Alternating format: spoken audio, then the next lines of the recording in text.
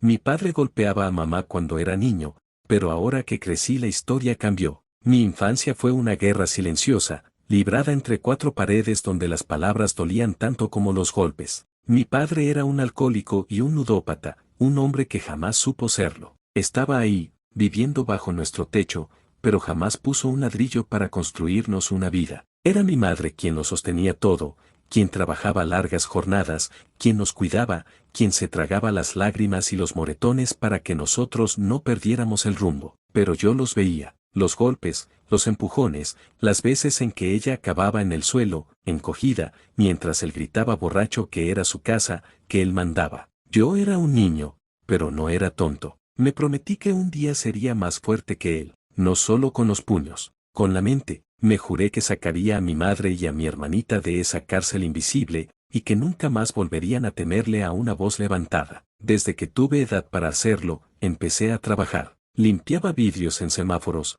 ayudaba en tiendas, cargaba cajas en la plaza. Con lo que ganaba, compraba libros usados, ahorraba cada moneda y pagaba mis propios estudios. Quería llegar a la universidad, no por un título, sino porque sabía que era la única salida real. La única forma de que mi mamá pudiera dejar de fingir sonrisas para protegernos. Durante años soñamos con irnos de esa casa, pero no lo hacíamos por miedo. Mi padre hablaba de tener gente que le debía favores, contactos que le respetaban, como si aún tuviera poder o autoridad.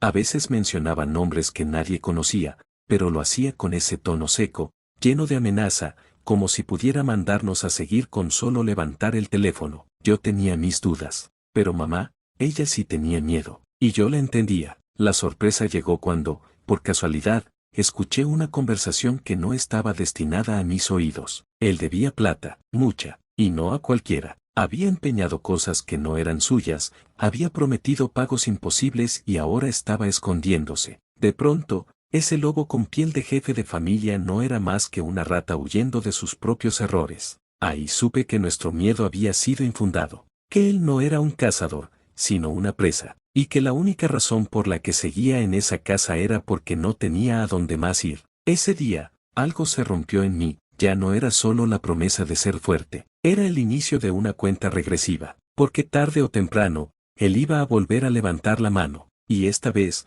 yo no me iba a quedar mirando. Fue una noche como tantas. La casa olía a sudor, licor y frustración. Él había llegado tarde, tambaleando, hablando solo. Cuando lo vi entrar, supe que esa noche sería distinta. Estaba peor que otras veces. Tenía los ojos inyectados y la camisa manchada. Tiró la puerta con fuerza, hizo tambalear un florero, y empezó a gritar sin sentido. Mi madre, como siempre, trató de calmarlo. Le ofreció un poco de agua, le habló con la voz tranquila que usaba para desactivar bombas. Pero ya era tarde. Él explotó. Comenzó a insultarla, a llamarla inútil, a decir que todo lo que teníamos era gracias a él, a pesar de que todos sabíamos que no había trabajado un solo día desde hacía años. Y entonces ocurrió, como una escena repetida de una pesadilla antigua. Le dio una bofetada tan fuerte que la tiró contra la mesa. Mi hermanita gritó. Yo me quedé quieto unos segundos, observando el temblor en sus manos, la mirada de miedo en los ojos de mi madre, el rostro satisfecho de ese cobarde. No pensé. Me lancé sobre él con todo el peso de los años acumulados en mi pecho. Le grité que se había acabado,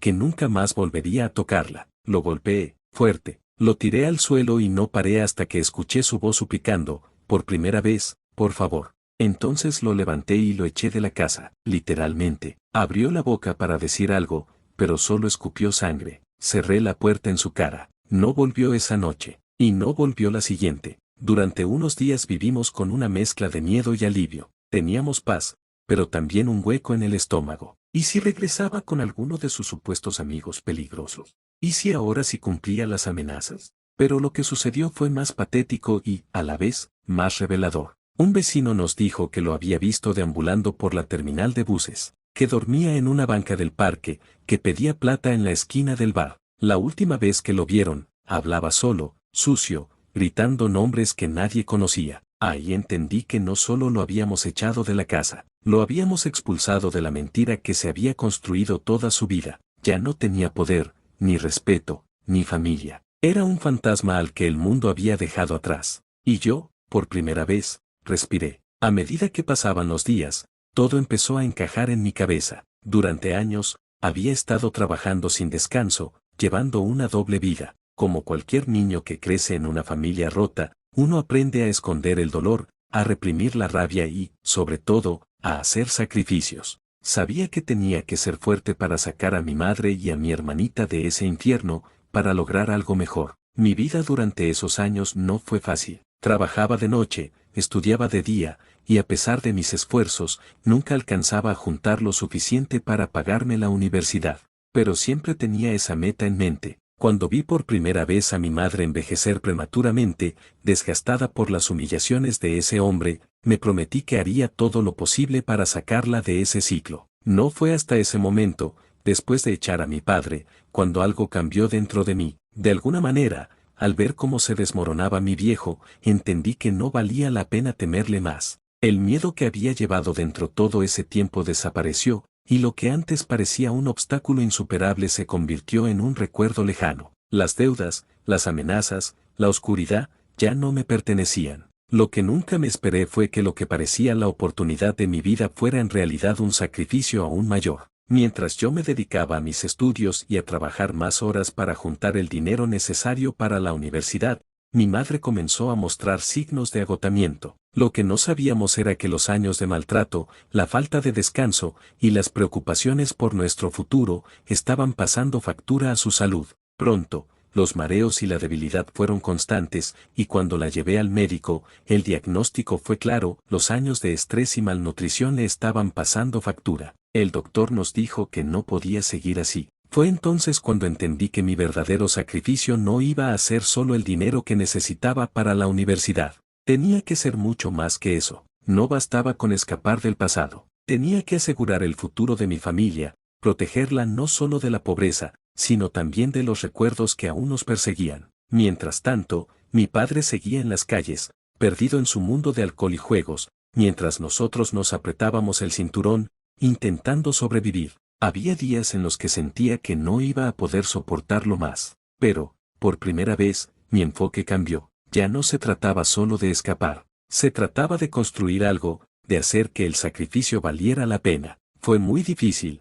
Mamá cada día se veía más cansada y yo estaba trabajando y estudiando al mismo tiempo para poder costear tan solo mis gastos. Tras unos largos años me gradué. Al inicio las cosas no fueron como esperaba. Mi primer sueldo profesional no era mucho más alto que lo que ganaba haciendo trabajos de lugar en lugar, pero ya no tenía que pagar una universidad, así que pude ayudar a mamá con los estudios de mi hermana. Con el tiempo fui escalando hasta poderme permitir un pequeño apartamento. No era muy lindo, de hecho creo que donde vivíamos antes era más grande, pero por fin pudimos salir de ese barrio de mala muerte. Por fin dejamos atrás los malos recuerdos y pasamos de página. Mi hermana era suficientemente pequeña como para no crecer con traumas por todo lo que vivimos y mi misión es que siga así. Sé que no he logrado nada aún, pero seguiré trabajando hasta que pueda dejar que mamá descanse y pueda darle un futuro a mi hermana.